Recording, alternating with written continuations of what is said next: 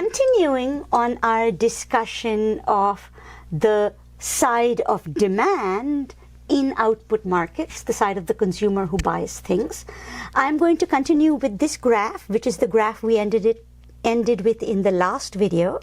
It's the one you just saw, the market for milk. And in the market for milk, this one is just the demand side. I don't have any story about what the suppliers are doing. Just remember, one side of the market. And it's the same numbers, the dollars per gallon and the gallons of milk, the ones that I had before. And this is the demand curve I had. And just to remind you, I've called it D0, and the D0 is under conditions that I'm going to call ceteris paribus, shortened as set par, which says that given that everything else is unchanged, everything else, your tastes, costs of other goods, your income, public expectations, whatever you want, focusing only on the price of milk based on the preferences, and I'll talk more about that when we come to the theory of the consumer, based on the decisions of our consumers A through E, this is what we got for the whole market.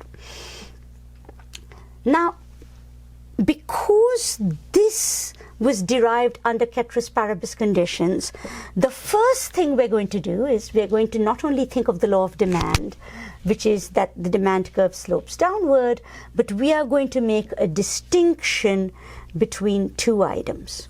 The first item is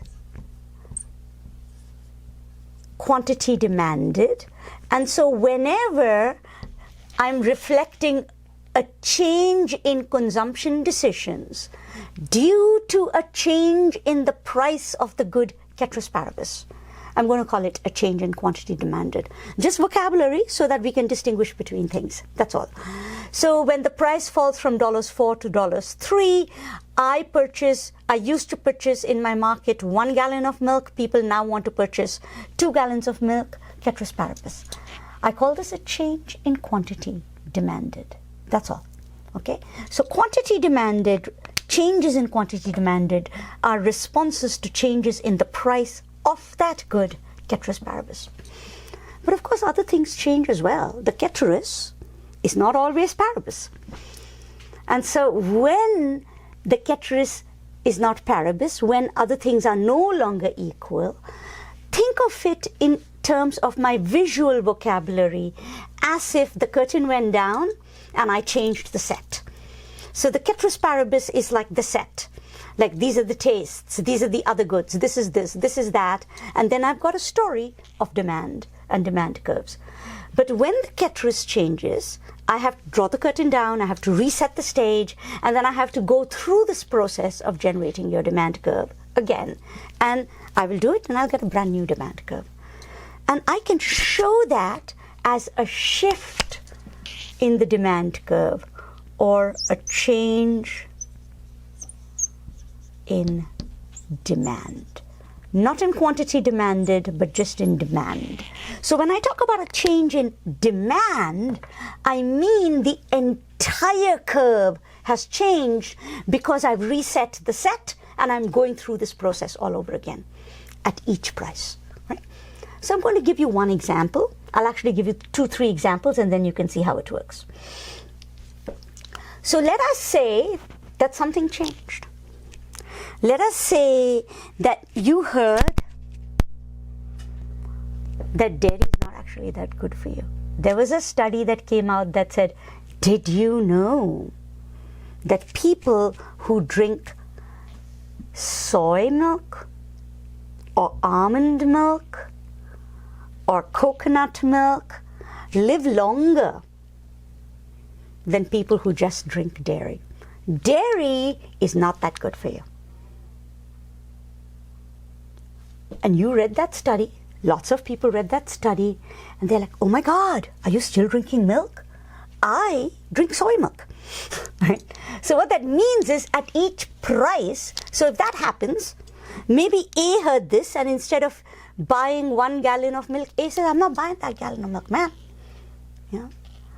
And so at each price, people are buying less milk than they did before.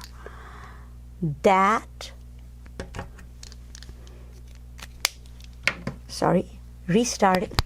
At each price, people are buying less milk than they did before.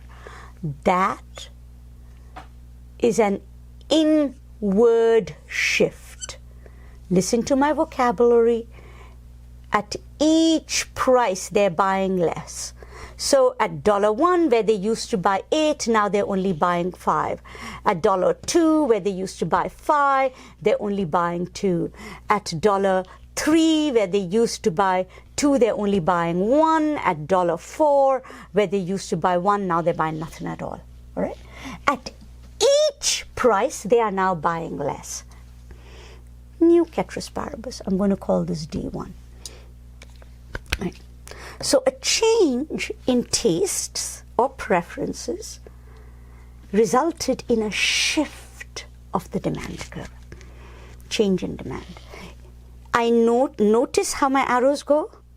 This is not an upward or downward shift because my axes are flipped inward or outward. Okay? So this is an inward shift in demand, and this really matters because if you think of it as more or less as up or down, you will get confused. You need to think of less as inward and more as outward because remember, my axes are flipped. So visually, because of the flipped axis, you want your brain to stop thinking up and down as more or less. You want your brain to start thinking in or out as more or less. So an inward or leftward shift, the way it's shown in my arrows, reflects a decrease in demand. If, on the other hand, let us say something else changed. Let's say you became richer. You became richer, and there's parts of the world where it's actually quite difficult to access good dairy. And now that you are richer, you can buy good cow milk. And so, yeah, I mean, there is actually parts of the world where you have to make the milk do. You don't buy that much milk. But if you become richer, as I did, you buy more milk. And so let's say that people became richer, and at each price, it's like, oh, Professor Charu, it turns out people don't actually add water to the milk. They just buy more milk. There you go. That's an outward shift. So I'm going to call this D2. So different changes in the ceteris paribus reflect changes in demand with inward or outward shifts. So each of these inward or outward shifts is an actual story about something happened in the world, and that caused some change in some behavior and in what people were doing. Complements. Some goods go together, bread and butter. If you buy more butter, if butter becomes cheaper and you buy more butter, the chances are you're also buying more bread. Flour and eggs, things like that. Some goods are substitutes. I already gave you an example, soy milk versus cow milk, right? Things that you substitute for each other. If substitutes, one becomes cheaper, you buy the cheaper one, you buy less of the more expensive one.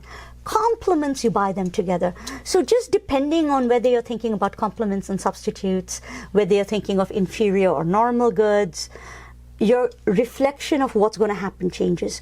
One thing that's not huge in every element, but which is actually quite major in a few markets, especially when we finally come to financial markets, stock and bond markets. One thing for some goods that matters is actually expectations. So tastes can change, prices of other goods can change, income can change, and expectations of the future can change. And in very specific markets, expectations in the future can really change your behavior.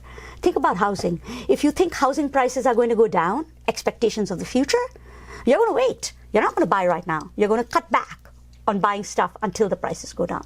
But if you think the prices are going to go up, you're going to buy now. Right? So there's all kinds of things inside that ceteris paribus. So don't take this as unimportant.